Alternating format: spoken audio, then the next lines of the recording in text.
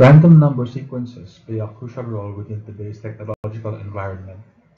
Its applications span from cryptography, which forms as the foundations of cybersecurity, to machine learning, to predictive simulations such as weather forecasting and financial modeling.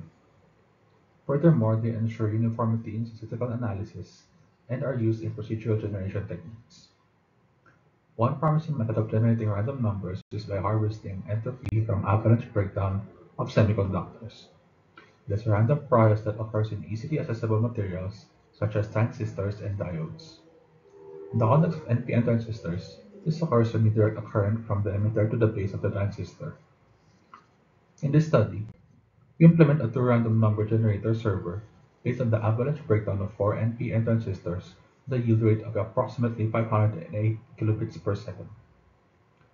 This was done by first putting four breakout transistors in a circuit, applying post-processing to its output, and then checking its output using statistical tests for randomness to confirm that the circuit we made is indeed a random number generator.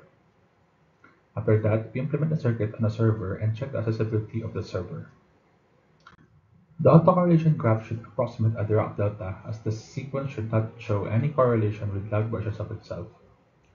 The NIST statistical test suite for random number generators gives a passing evaluation to the output sequence, which is what we expect of a random sequence.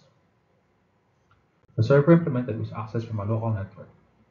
The home page shows three ways to request for random numbers: raw binary, decimals between 0 to 1, and a custom integer range set by the user.